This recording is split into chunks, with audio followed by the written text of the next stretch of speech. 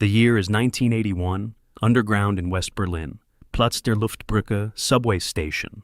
The vaulted ceiling is lined with cold ceramic tiles. Flickering fluorescent lights emit soulless, buzzing sounds. Under that deathly light, a woman in a blue dress is walking down the deserted corridor. In her hand, she carries a plastic bag containing milk and eggs. And then, the fracture begins. The woman smashes the bag violently against the wall. White milk and egg yolks shatter, splattering across the ceramic tiles and dripping down onto the concrete floor. But that is merely the beginning of a crime scene report. She begins to convulse. Her body folds in half, as if an invisible hand has snapped her spine. She throws herself from one wall to the other. Her knees slam hard against the rigid tile floor. Her fingernails claw at the air. She vomits a milky white liquid. And the screaming. A series of moans, growls, and shrill manic sounds tear through the eardrums. It lasts continuously for 3 minutes on screen. Critics at the Cannes Film Festival that year stood up and applauded. They hailed this scene as one of the greatest performances in cinematic history. They awarded her Best Actress. The general audience shivered at the perfect method acting technique of an artist. They were wrong. The entire world was deceived by a sophisticated editing trick. What millions of people were admiring was not an artistic performance. It was the physiological collapse of a flesh and blood human being. Her name is Isabelle Adjani. Look closely at Adjani's breathing in that frame. Her chest heaves at maximum speed. In medicine, this phenomenon is called hypocapnia, decreased CO2 in the blood. Simply put, when you're forced to breathe too fast and continuously in a state of panic, the excessive oxygen pumped in will severely disrupt the body's pH levels, leading to a temporary disconnection of the brain, uncontrollable muscle spasms, and consciousness slipping into a state of paranoia. Adjani was not acting the convulsions. Her body was genuinely going into biological shock. The lack of CO2 paralyzed her motor nerves. She fell and slammed her knees onto the floor, not because the script demanded it, but because her central nervous system had lost the ability to maintain balance. The milky white liquid spilling from her mouth was a mixture of prop fluid and the actual stomach acid of someone nauseous from extreme dizziness. Sitting behind the lens, director Andrzej Żuławski never yelled, "Cut." He stood there, quietly observing. The camera kept rolling. The lighting technician held his position. The sound engineer pushed the recording lever to the maximum to absorb every single oxygen-deprived scream of the victim. No one in the film crew stepped in to intervene. No medical expert was called to provide first aid to a living being showing signs of neurological convulsions. The power system on the set made a ruthless decision. They deliberately ignored the boundary of survival, leaving a woman to destroy her own mind on the cold tiled floor. The madness that humanity is framing in art museums is, in reality, a pre-scripted psychological abuse. The cinematic machine succeeded absolutely in skinning a human being, draining her last ounce of consciousness, and then packaging it under a smooth facade named psychological masterpiece. To understand how an industrial machine could corner a human being into a neurological dead end, we must reopen the files on psychological manipulation. No hunter starts by drawing a knife. They begin by weaving a beautiful illusion. In the late 1970s, Isabelle Adjani was not an unknown name. She was the most precious jewel of French cinema. Her ethereal beauty, deep blue eyes, and all-explosive acting in The Story of Adele H., 1975, had elevated her to the status of a goddess. She was sought after by industry giants from Paris to Hollywood. She represented arrogance, sophistication, and invulnerability. But the European art film industry of that era suffered from an ingrained disease. They didn't like perfect statues. They liked to smash them. Enter Andrzej Żuławski. This Polish director carried the perfect resume to play a persecuted genius. He had just been banned by the Polish censorship authorities. He was living in exile in France. And most importantly, he had just gone through a brutal divorce with actress Małgorzata Braunek. Żuławski did not write the script for possession to make a movie. He wrote it as a tool for revenge, a blade sharpened from his own resentment, depression, and paranoia throughout the divorce process.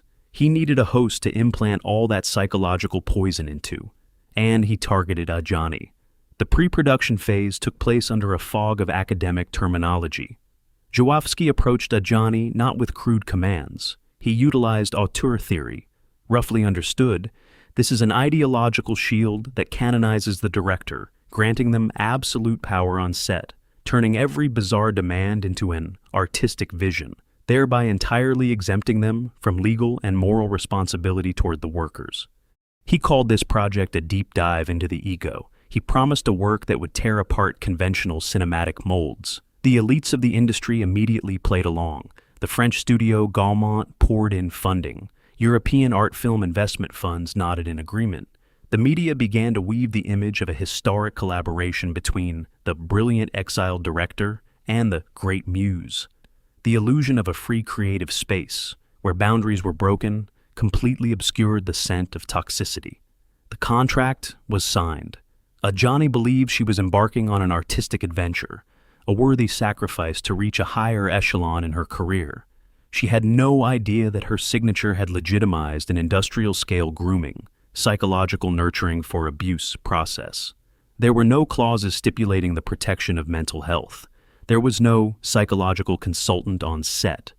In the black and white pages of capitalism, Isabelle Adjani's body and mind were priced at a fixed fee. Once she stepped through the doors of the film set in West Berlin, a city also divided and darkened by the Cold War, she was completely stripped of her own neurological guardianship. The corporate machine had finished setting up a closed stage.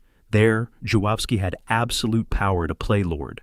As for Adjani, from a powerful female star, she was officially demoted to a biological sacrificial lamb. They were preparing to conduct a surgery on her brain without anesthesia, and the global audience were the accomplices buying tickets to watch. West Berlin, in 1980, was not an ideal film set. It was a closed prison. The city was divided by the Berlin Wall. The air was thick with the paranoia, surveillance, and fear of the Cold War era. Andrzej Żuławski had deliberately chosen this location. He didn't need glamorous settings in Paris. He needed a suffocating space, an isolated ecosystem to easily execute a strategy of psychological blockade against his lead actress. On the set of Possession, there was no concept of standard working hours. There were no breaks for the actors to step out of character. Żuławski applied an incredibly cruel manipulation technique in psychology known as ego depletion. Simply put, this is the process of deliberately draining a person's physical and mental strength until their defensive boundaries completely collapse, rendering them unable to distinguish reality from hallucination. To achieve this, the director constantly pushed Adjani into a state of severe sleep deprivation. Scenes of arguing and screaming with co-star Sam Neill were repeated dozens of times under high-intensity flashing lights. Żuławski didn't just direct acting, he abused with words. He scolded, berated, and forced Adjani to dig into her darkest corners, her deepest personal traumas, and throw them into the lens. The climax of this agonizing ordeal was the scene where the character Anna copulates with a bloody tentacled monster. That creature was created by special effects artist Carlo Rambaldi, a sticky mass of rubber and mechanics resembling mud. In a normal working environment, this would just be a scene using physical props. But under Żuławski's grip, it became a sacrificial ritual. Adjani was forced to roll around in a puddle of slimy liquid, to moan and convulse in a damp warehouse for hours on end. Dirt, oxygen deprivation, skyrocketing heart rate, humiliating degradation. But the industrial machine did not allow her to stop. Every one of her sobbing gasps was recorded. Every bruise on her arm was shot in close-up. The director succeeded in blurring the line between the character Anna and the real Isabelle. When Anna went mad on screen, that was also when Adjani's neurons were literally snapping. She was no longer acting the panic. She was living in it. She was trapped in an artificial nightmare woven by the power system, a nightmare that the orchestrators in the director's chair called absolute sublimation. May 1981, Cannes Film Festival, the most prestigious festival of the global art film community. When the footage of Possession was screened, the auditorium seemed to explode. The press went wild. Critics used the most eloquent words to praise the film. They honored Isabelle Adjani with the Best Actress award. A few months later, she continued to bring home the Golden Caesar statue of French cinema. The velvet curtain closed. Camera flashes flared brightly. The industrial system had handed her its most prestigious rewards. But in exchange, what did they take away? They took away her mental integrity. After the movie wrapped, Isabelle Adjani could not return to a normal life. She fell into a state of severe psychological crisis. According to medical records, she suffered from PTSD, post-traumatic stress disorder. Understood practically, her brain was trapped at the scene of the abuse. Panic attacks struck suddenly. Sleep was torn apart by violent nightmares. She had to use sedatives and spend years in psychotherapy to completely remove the neurological ghosts that Żuławski had implanted in her head. But did the cinematic elite care about her medical prescriptions? No. They were busy counting money and sculpting monuments. Investment funds and film distribution alliances used Adjani's very collapse as the ultimate marketing tool. They turned her physiological madness into a unique selling proposition. Come see the performance that completely destroyed a female star. That was the implicit message the entertainment media whispered to one another. This is the most perfect art of whitewashing by the capitalist machine.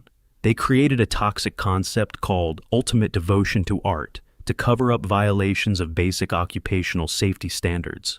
If a factory worker were forced to work to the point of convulsions and psychological trauma, it would be a shocking criminal lawsuit. That corporation would be suspended. The director would face trial. But when the same thing happens on an art film set, the director is hailed as a man ahead of his time, while the victim is handed a gold-plated statue in exchange for silence. No one among the critics questioned the director's legal liability. Not a single article dissected the absence of any medical professional intervention when Adjani smashed her knees onto the subway station floor. The power system had agreed upon a common script. They romanticized the trauma. They turned a woman's oxygen-deprived screams into a cultural legacy, while locking away the cruel reality of exploitation behind the silent doors of the victim's psychotherapy room. Over 4 decades have passed since the summer of 1981. Time is always a perfect whitewashing machine. Possession today is no longer simply a movie. It has become a cult in pop culture. In the 80s, this film was once banned from circulation by the British government. It was labeled a video nasty, a legal term of that era used to refer to VHS tapes containing content so violent, depraved, and gruesome that they were confiscated and destroyed en masse. But the cinematic elite refused to let a goldmine be buried. Over the decades, the power system executed a brilliant media reversal campaign. They peeled off the violent trash film label. They cloaked it in a glittering academic coat. From a banned product, Possession confidently stepped onto the list of the greatest psychological horror masterpieces of all time.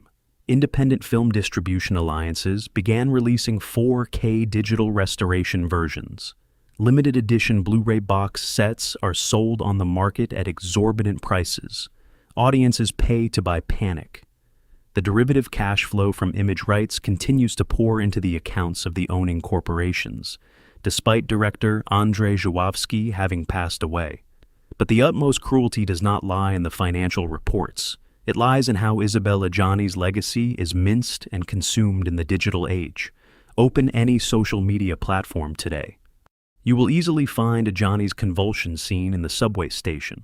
It is no longer an intact piece of film. It is chopped up into thousands of endlessly looping animated GIFs. It turns into short videos, overlaid with eerie electronic background music on TikTok.